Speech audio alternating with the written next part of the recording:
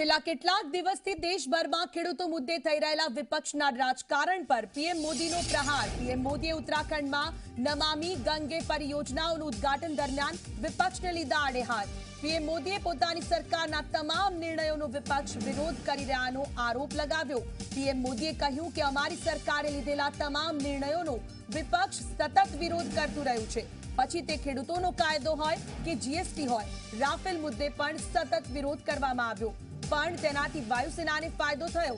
One rank one પેન્શનનો મુદ્દો પણ અમારી સરકારે ઉકેલ્યો, ત્યારે પણ તેમણે સતત વિરોધ કર્યો। સ્ટેચ્યુ ઓફ યુનિટીનું લોકાર્પણ કર્યું, ત્યારે પણ વિપક્ષે વિરોધ કર્યો અને હજુ સુધી તેમનો એક પણ નેતા ત્યાં મુલાકાત લેવા નથી ગયા। દેશના પ્રથમ નાયબ પ્રધાનમંત્રીના યોગદાનને પણ તેઓ અવગણી રહ્યા છે। તેમનું એક જ કામ છે મોદી સરકારનો કોઈ પણ બાબત પર વિરોધ કરવો અને કરતા રહેવો। એટલા માટે જ આજે પણ તેઓ ખેડૂતો માટેના કાયદાનો વિરોધ કરે છે અને ભ્રમ ફેલાવે છે।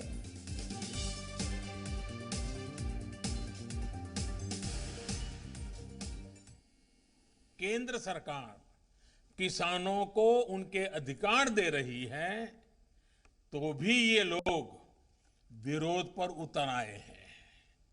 ये लोग चाहते हैं कि किसान की गाड़ियां जब्त होती रहें, उनसे वसूली होती रहे, उनसे कम कीमत पर अनाज खरीदकर बिचौलिए मुनाफा कमाते रहें। ये किसान की आजादी का विरोध कर रहे हैं। जिन सामानों की, उपकरणों की किसान पूजा करता है, उन्हें आग लगाकर ये लोग अब किसानों को अपमानित कर रहे हैं। देश में एमएसपी भी रहेगी और किसानों को कहीं पर भी अपनी उपज बेचने की आजादी भी रहेगी। लेकिन यह आजादी कुछ लोग बर्दाश्त नहीं कर पा रहे हैं। इनकी काली कमाई का एक और जरिया समाप्त हो गया है, इसलिए इन्हें परेशानी है। डिजिटल भारत अभियान ने जनधन बैंक खातों ने, रुपे कार्ड ने लोगों की कितनी मदद की है। लेकिन आपको याद होगा, जब यही काम हमारी सरकार ने शुरू किए थे तो ये लोग इनका कितना विरोध कर रहे थे। इनकी नजरों में देश का गरीब, देश के गांव के लोग अनपढ़ थे, अज्ञानी थे। देश के गरीब का बैंक खाता खुल जाए, वो भी डिजिटल लेन देन करे, इसका इन लोगों ने हमेशा विरोध किया। वन नेशन वन टैक्स की बात आई, जीएसटी की बात आई, तो फिर ये लोग फिर विरोध करने के लिए मैदान में आ गए। जीएसटी की वजह से देश में घरेलू सामानों पर लगाने वाला टैक्स बहुत कम हो गया है। ज्यादातर घरेलू सामान, रसोई के लिए जरूरी चीजों पर टैक्स अब या तो नहीं है या फिर 5% से भी कम है। पहले इन्हीं चीजों पर ज्यादा टैक्स लगा करता था, लोगों को अपनी जेब से ज्यादा पैसे खर्च करने पड़ते थे। लेकिन आप देखिए, इन लोगों को जीएसटी से भी परेशानी, ये उसका मजाक उड़ाते हैं, उसका विरोध करते हैं। जब हमारी सरकार वन रैंक वन पेंशन लाई, उत्तराखंड के हजारों पूर्व सैनिकों को भी उनका अधिकार दिया, तो ये लोग इसका भी विरोध कर रहे थे।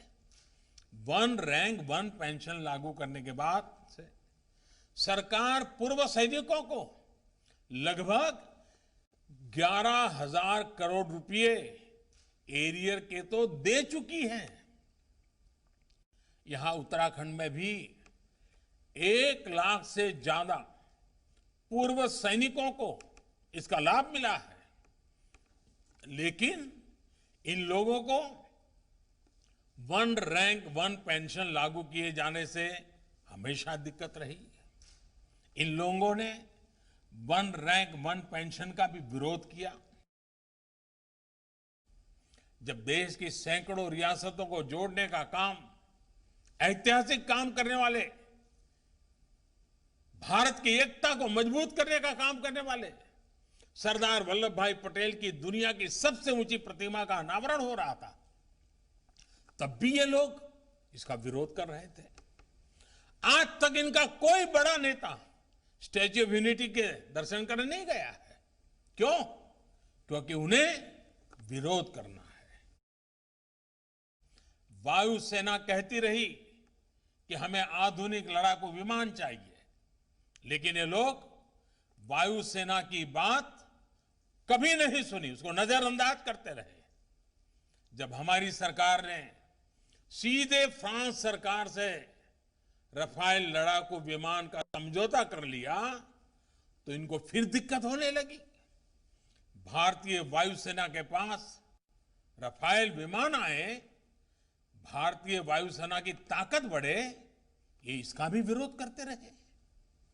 अंबाला से लेकर के लेह तक उसकी गर्जना भारतीय जांबाजों का हौसला बढ़ा रही है। 4 साल पहले का यही तो वो समय था जब देश के जांबाजों ने सर्जिकल स्ट्राइक करते हुए आतंक के अड्डों को तबाह कर दिया था। लेकिन ये लोग अपने जांबाजों के साहस की प्रशंसा करने के बजाय उनसे ही सर्जिकल स्ट्राइक के सबूत मांग रहे थे। सर्जिकल स्ट्राइक का भी विरोध करके ये लोग देश के सामने अपनी मंशा, अपनी नीयत साफ कर चुके हैं। देश के लिए हो, जो भी काम हो रहे हो, हर काम का विरोध करना इन लोगों की आदत हो गई है।